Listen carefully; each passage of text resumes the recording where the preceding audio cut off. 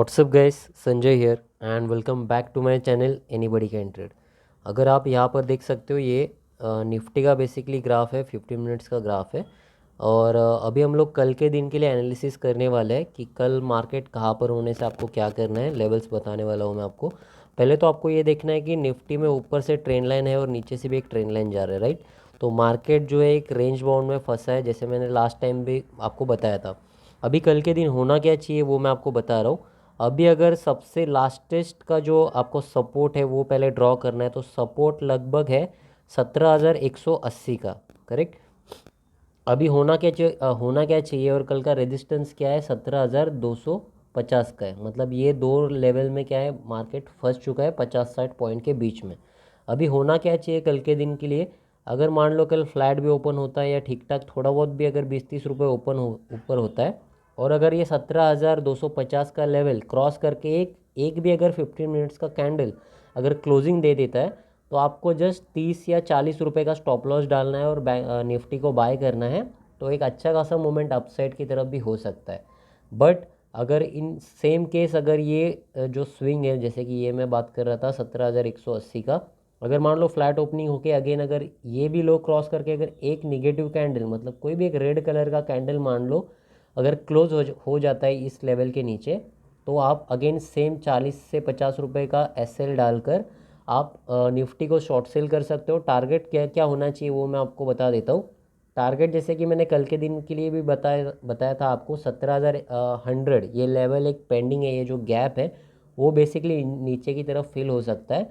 और निफ्टी है वो क्या है, एक चैनल में फंस चुकी थी। तो अभी कल एनी हाउ ऊपर या नीचे कौन से भी साइड आपको ब्रेक जैसे ही ब्रेक करेगी, आपको इमीडिएटली बाय, इधर इमीडिएटली पुट भी हो वो आपको बाय कर सकते हो, या तो फिर डायरेक्टली इंडेक्स आप शॉर्ट कर सकते हो। अभी हम लोग गाइस बैंक निफ्टी के ग्राफ में आ चुके हैं। ये बेसिकली बैंक निफ्टी का 15 मिनट्स का ग्राफ है, आप यहाँ पर देख सकते हो। अभी बैंक निफ्टी एनालिसिस में आपको एक दो चीज़ें मैंने आपके कल के वीडियो में भी क्या बताई थी कि निफ्टी थोड़ा बहुत स्ट्रेच हो चुका है ऊपर के साइड। अगर आप निफ्टी देखोगे तो काफ़ी लो से लेके अभी तक बढ़ चुका है, बट बैंक निफ्टी ये लास्ट लो से ज़्यादा ऊपर नहीं गया है। तो मैंने कल के दिन के लिए भी आपको क्या बताया था, अभी निफ्टी आप ज़्यादा टारगेट मत करो। अभी आपको टारगेट करना है बैंक निफ्टी को। और आज के दिन अगर आप देखोगे बहुत सारे मतलब बैंक निफ्टी के इंडेक्स में जितने भी सारे कुछ ये है स्टॉक्स है, वो काफ़ी एयू बैंक हो गया या बहुत सारे ऐसे इंडसइंड बैंक आप 2-3% भी ऊपर थे। तो अभी होना क्या चाहिए, क्या कौन कौन से कंडीशन होनी होनी चाहिए। सबसे पहले एक अच्छी चीज़ है कि एक राउंड लेवल के ऊपर हमेशा याद रखना कि मार्केट काफ़ी रिस्पेक्ट करता है। तो 35,000 एक राउंड लेवल भी है और एक लॉजिकल लेवल भी है। तो उसके ऊपर पहले ही क्लोजिंग आ चुका है, करेक्ट। तो अभी हम लोग को लास्ट सपोर्ट और लास्ट रेजिस्टेंस देखना है। तो सपोर्ट जैसे कि एक राउंड लेवल का ही है, 35,000 का सपोर्ट है। और अगर आप यहाँ पर देखोगे तो ये सेलर यहाँ पर थे, राइट। रेजिस्टेंस जो स्ट्रॉन्ग रेजिस्टेंस है लगभग बैंक निफ्टी में, वो है 35,200 का। तो अगर कल के दिन फ्लैट ओपन या कुछ थोड़ा बहुत भी गैप अप ओपन होकर अगर कोई भी एक 15 मिनट्स का कैंडल अगर क्लोजिंग दे देता है 35,200 के ऊपर, तो उसी कैंडल का लो आपको स्टॉप लॉस डालना है। और आप बैंक निफ्टी में काफ़ी बुलिश आप रह सकते हो। मैं भी काफ़ी स्ट्रॉन्ग मतलब एक लॉन्ग पोजीशन बनाने वाला हूँ बैंक निफ्टी में अपर साइड के लिए, क्योंकि निफ्टी में जैसे मैंने पहले ही कहा काफ़ी स्ट्रेच हो चुकी है।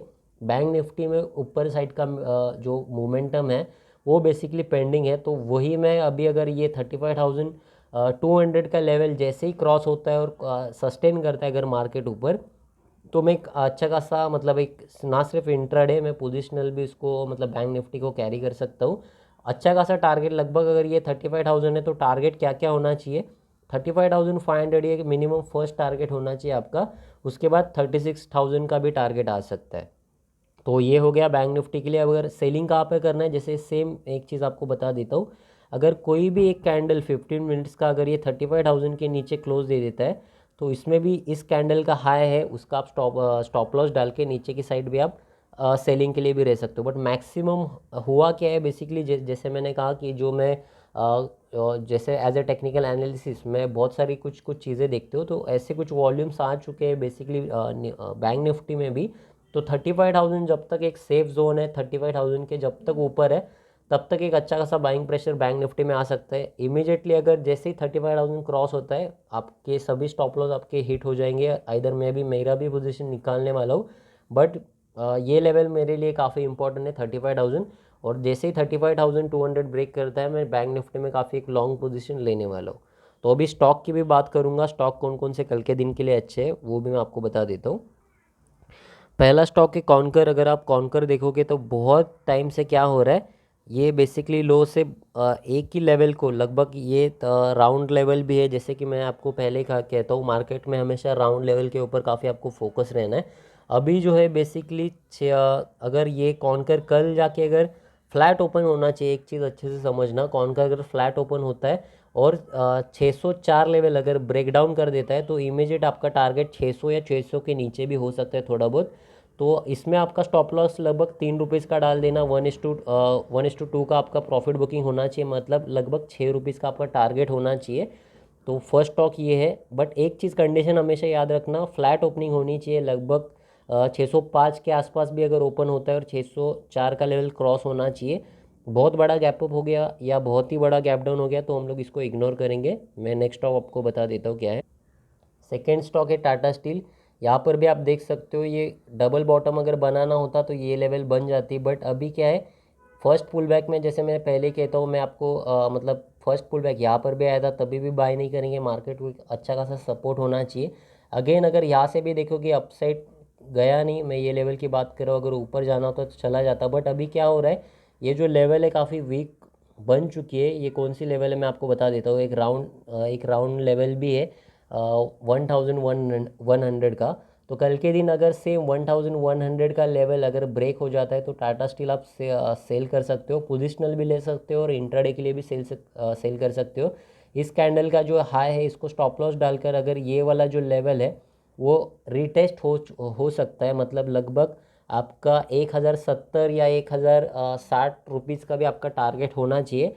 आने वाले कुछ दिनों में इंट्राडे मतलब कल भी गिरेगा और कुछ दिनों के लिए मतलब कुछ दिनों में भी गिर सकता है, तो आप टाटा स्टील को भी सेल कर सकते हो। एक और चीज़ कह रहा हूँ आपको, हो सकता है मेटल सेक्टर थोड़ा बहुत मुझे वीक भी लग रहा है, तो मेटल सेक्टर में अगर किसी का पोर्टफोलियो है तो उसको आप कवर कॉल कर लो। अगर टाटा स्टील वगैरह किसी में भी इन्वेस्टमेंट है आपकी, JSW वगैरह, तो बहुत सारे स्टॉक अभी वीक हो चुके हैं, तो इसका इधर कवर कॉल ले लो, इधर पोजीशन आपका हेज करने के लिए कौन सा भी एक इन एट द मनी के आप कौन सा भी एक पुट कैरी कर सकते हो, मतलब लेके आप एक्सपायरी तक आप उसको होल्ड कर सकते हो, तो आपका पोर्टफोलियो थोड़ा डाइवर्सिफाई हो जाएगा।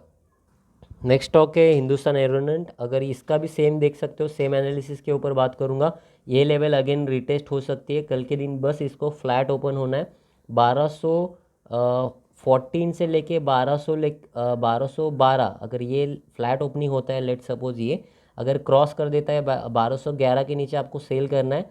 अगर ये क्रॉस हो जाएगा तो आपका इमीडिएट टारगेट इंट्राडे के लिए आप देखोगे तो लगभग 12-13 रुपीज़ का होना चाहिए।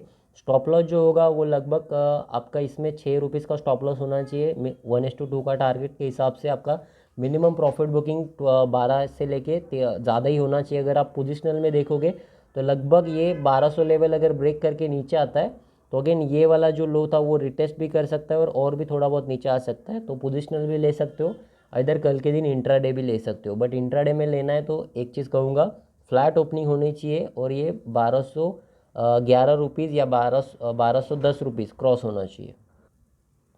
नेक्स्ट स्टॉक है सीमेंस। अगर आप ये वाला स्टॉक देखोगे तो बहुत ही एक अपर साइड की तरफ था, काफ़ी ऊपर जाने के बाद अभी इसमें प्राइस एक्शन धीरे धीरे डाउन साइड की तरफ बेंड होते हुए दिख रहा है।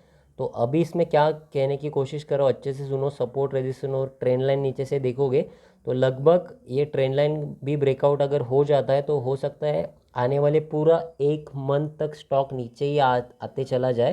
तो टारगेट काफ़ी बड़े हैं इसमें, अगर आप चाहो, अगर किसी का इन्वेस्टमेंट हो तो ये लगभग आप सेल भी कर सकते हो, इधर इसमें कवर कॉल ले लो अगर किसी का लॉन्ग टर्म के लिए है तो इधर आप इसमें सेल कर दो और काफ़ी अच्छा खासा बड़ा टारगेट आपको मिल जाएगा।